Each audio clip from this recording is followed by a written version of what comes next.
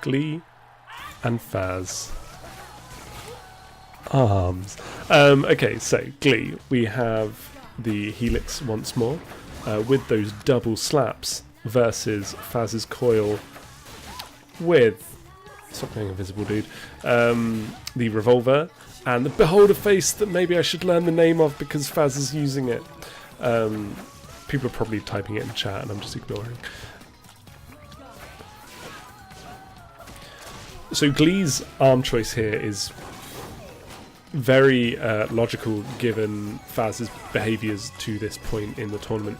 Faz likes his dashing to the left and the right. He has avoided most flurries with his eager dashing.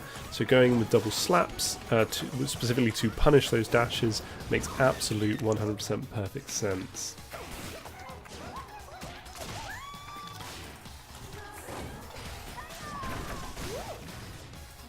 Wow, what a cheeky dodge from Helix. Helix can certainly get away with a fair number of things, but he's a very unorthodox fighter to control. He's not one that I'm particularly good with myself, although I want to be good with him. But I just like stretching up and wobbling. Now here we see the advantage of Faz's revolver coming to the fore, where he's just able to punish if he gets in quick enough, however, not enough, because those slappers are coming round and knocking people to the ground. Let's watch this next round from Faz's view.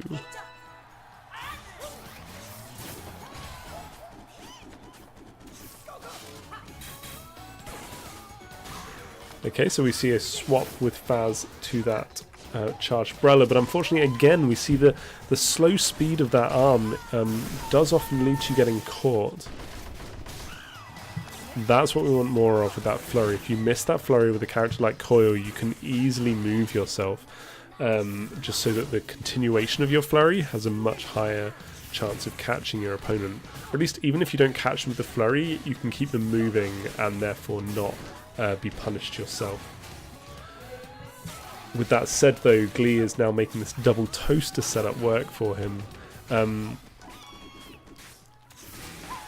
Good move and block from Faz.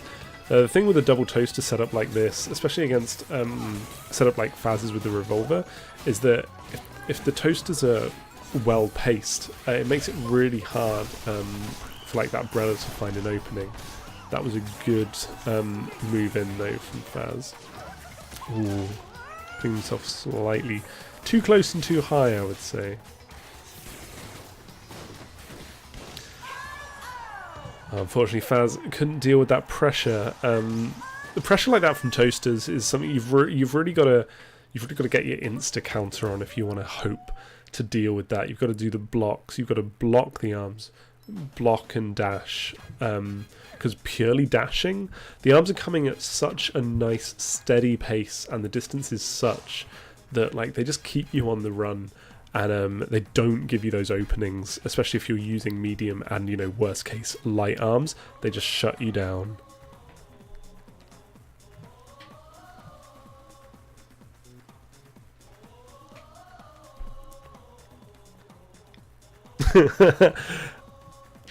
The winner gets my eternal respect. Yeah. Get folders, yeah. Yeah, you have to win one of my tournaments to ever get themes on your Switch. Yeah, that's what happens.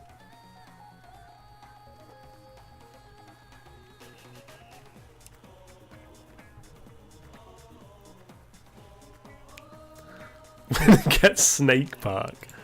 No one gets Snake Park.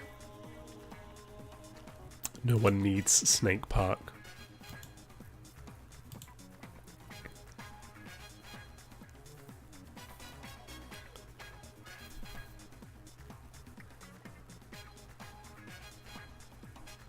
Dala black or Dala white. That's true. You can do that. Yeah.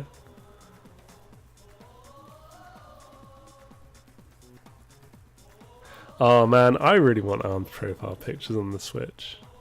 It feels like it's like not being accepted in the fact it doesn't have ARMS profile pictures. Like you can have Mario, you can have Splatoon, you can have Star Fox, you can have Metroid, you can have.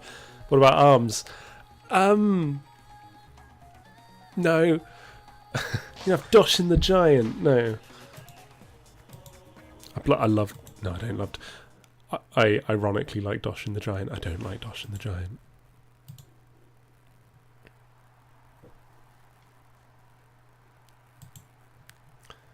Okay.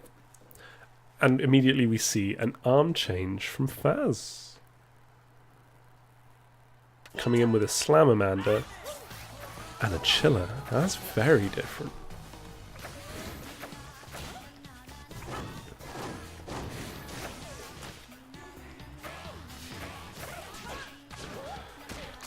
Oh, and this cheeky grab exchanges. Again, we're seeing Gleeface go back to those punishing Slapamanders, just denying left and right movement, just saying, no, I'm going to stop you here. You're not going anywhere.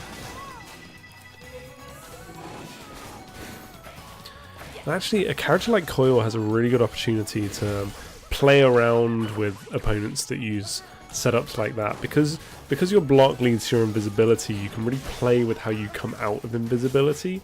You can really work those mind games into the match.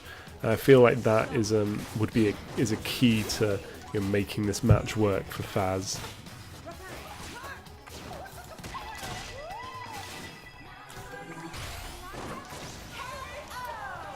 Oh, and that slapper was already there. It's just the audacity of, I don't even care that you're rushing.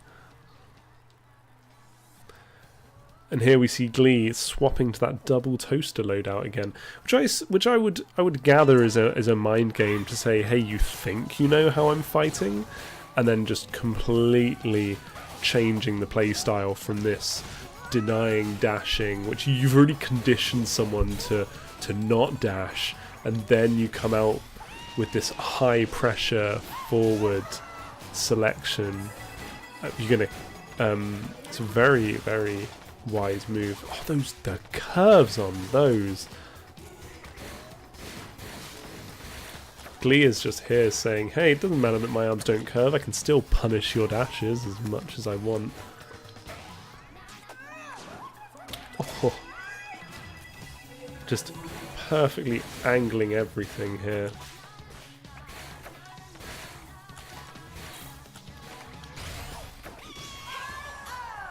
And there it is. I forgot to even adjust the score thing.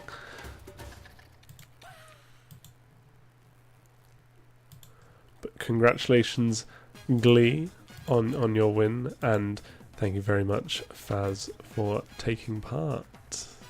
Hopefully you stick around, see how it goes.